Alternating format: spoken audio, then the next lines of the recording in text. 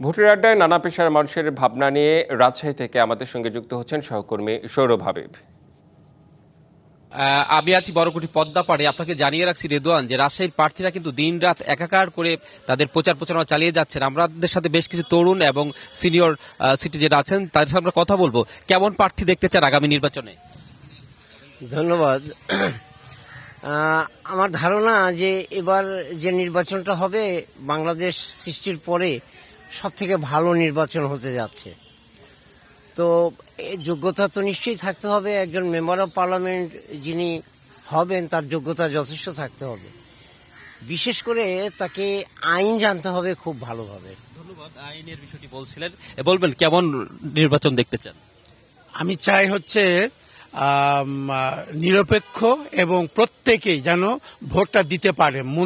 মূল কথা হচ্ছে যে ৭১-এর চেতনা নিয়ে যে সমস্ত প্রার্থী দাঁড়াবে এবং শিল্প সংস্কৃতিকে অগ্রাধিকার দিবে এবং রাজশাহী, বিশেষ করে রাজশাহী মানুষ আমরা। ধন্যবাদ।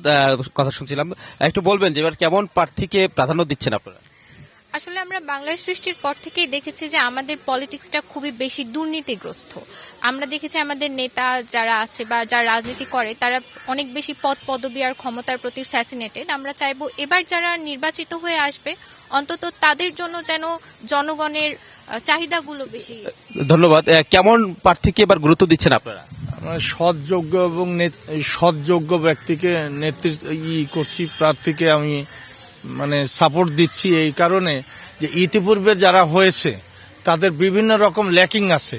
এই ল্যাকিং। ধন্যবাদ, আমরা বুঝতে পেরেছি। আগামীতে কেমন সংসদ দেখতে চান? আমি সংসদ দেখতে চাই যে সংসদে যুবকরা সঠিকভাবে তাদের মতামত প্রকাশ করতে পারবে এবং এমন নেতৃত্ব আসবে যারা পরিবেশ এবং এখানকার প্রাণ প্রকৃতি নিয়ে কাজ করবে। আপনারা কেমন সংসদ দেখতে চান? আমি সংসদ দেখতে বাংলাদেশপন্থী এবং বাংলাদেশকে ধারণ করে এরকম একটা সংসদ দেখতে চাই।